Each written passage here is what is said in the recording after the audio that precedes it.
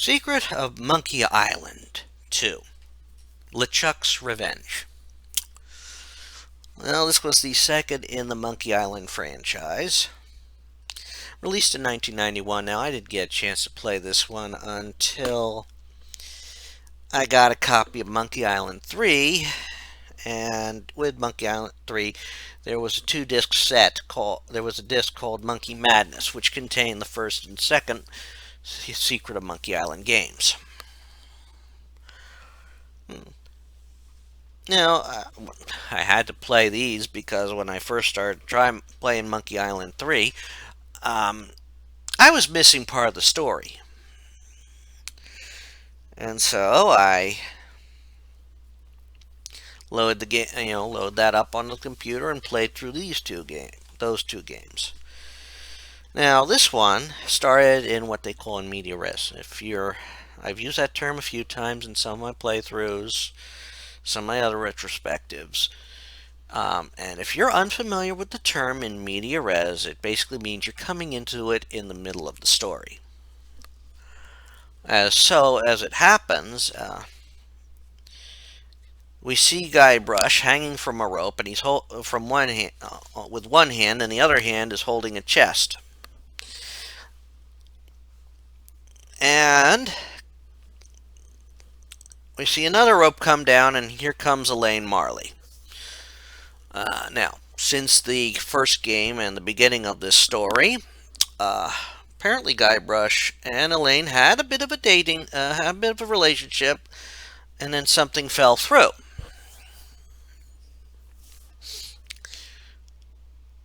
And Guybrush has been searching for the treasure, Big Whoop, which apparently is not as it seems in the lore of the series. However, when she gets there, he explains how he got there, which starts with Guybrush on Scab Island, one of the islands in the Tri-Island area, which is apparently separate but in the neighborhood of Melee Island. Now, he was stuck on Scab Island because it is ruthlessly controlled by Largo Legrand, who was the pirate LeChuck's first mate. After LeChuck died, of course, but Largo didn't die with him. Largo decided to take control of the island. Everybody's scared of him. They want to do something to him, but they're too scared of retaliation or something. So, Guybrush has to figure out how to get rid of Largo. And on the island, he comes across another old friend, the Voodoo Lady.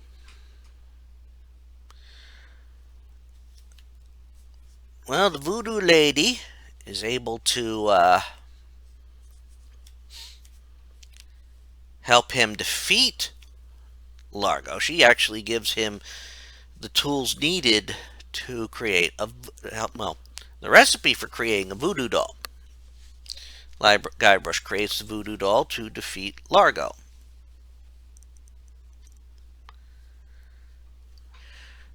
Well, in the long run, he defeats Largo, but inadvertently provides Largo with the remains of the ghost pirate LeChuck, basically the living ghost beard of LeChuck, which Largo then uses to bring LeChuck back as the zombie pirate LeChuck. Honestly, what the hell was he thinking? Now then, the Voodoo Lady says that the only thing that might be able to stop LeChuck is Big Whoop. So Guybrush goes in search of Big Whoop, where he must reclaim all the pieces of the map to Big Whoop. This includes a piece contained. Now, each of the former crew of the ship that found Big Whoop had a piece, which eventually includes Governor Marley having a piece because it was her grandfather who found it in the first place. And so Guybrush has to go to Booty Island to get that. Also, he has to go to Fat Island in order to also continue getting everything he needs. And each island has a sort of a different rule, although Governor Marley, Elaine, is the governor of the Tri-Island area, as well as Malay Island and maybe a few others.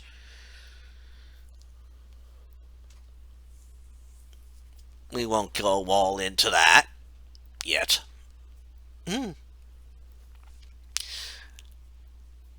But, on his adventures, he, of course, runs across some other familiar faces. Yeah. We run into Stan again.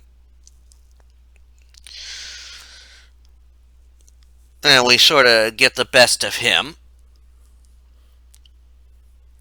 I do not know how that man manages to survive. But Stan is a shyster of an umpteenth degree. He's a different kind of evil. Especially with that suit. But as Guybrush gets everything together, he manages to get everything he needs, getting the whole map together. And then the only person who can solve the map, who can, fully put together, gets kidnapped by LeChuck's. So Guybrush has to rescue him, in which we do find him, we do break into the place, we do get the key, only to get caught by the zombie pirate LeChuck. And then, of course, we end up doing something that ends up causing everything to go, well, this is in part where the only, quote, way to die happens in the game, but, and there's a big but, much like how big the governor of Fat Island is. Oh, God, that's, something. I'm seeing some morbidly obese characters in gaming. This guy took the cake. I mean, he has all his meals shot into his mouth in a liquid form. Anyhow, Guybrush has to basically ricochet a shot to free him and the other guy. And then they somehow escape into the armory, light a match, and kerblooey, shooting Guybrush off to Dinky Island, which is where Big Whoop is located. It is also where Herman Toothrot is. And of course, how he got here was, of course, after he got shot off, after he got off Monkey Island with the help of Guybrush. He decided to go into the whole Zen way of life. Well, Guybrush then manages to find the location of the treasure, dig it or blow something up, and then manages to fall into a pit of weird, modernized sort of tunnels, to which LeChuck catches up with him, quote, uses his own voodoo doll of Guybrush to send Guybrush to another dimension. No, he only sent him into another room.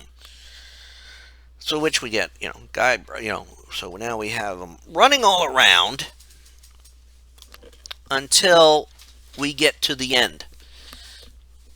where Guybrush makes another voodoo doll, stops LeChuck,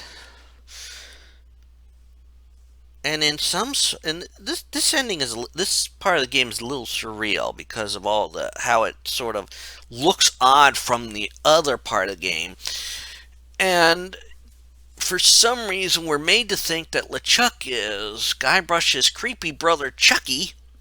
They're still kids and they were at a pirate amusement park.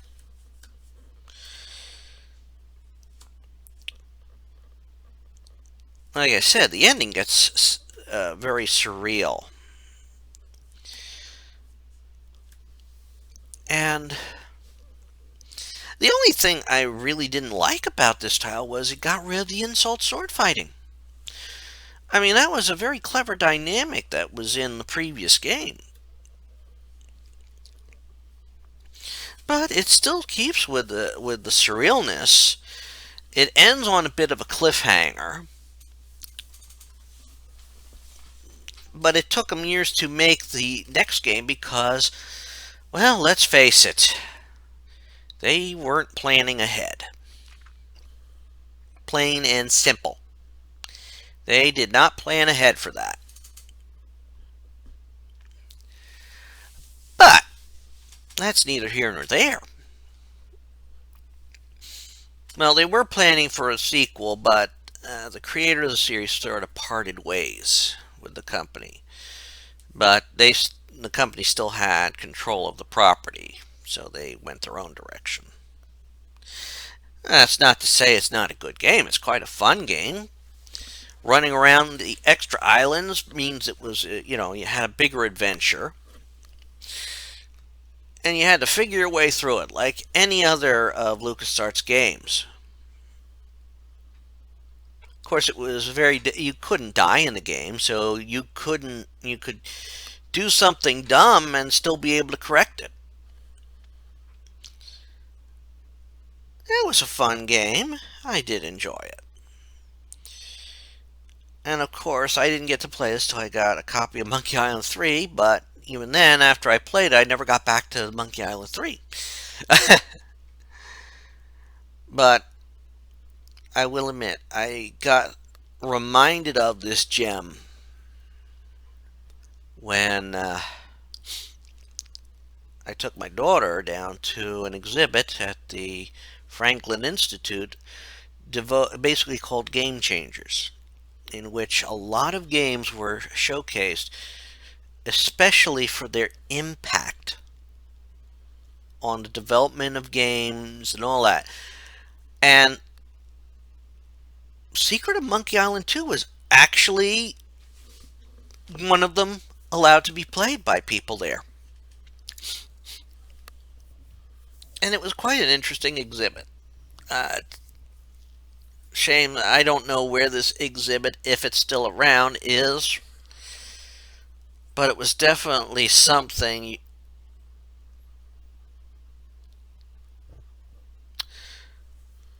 And that's all I'm going to say about Secret of Monkey Island 2, LeChuck's Revenge. As always, I hope you've enjoyed this. Give it a like if you could. And next time, check out some of the other videos on the channel. Please subscribe and all that. Until next time, take care.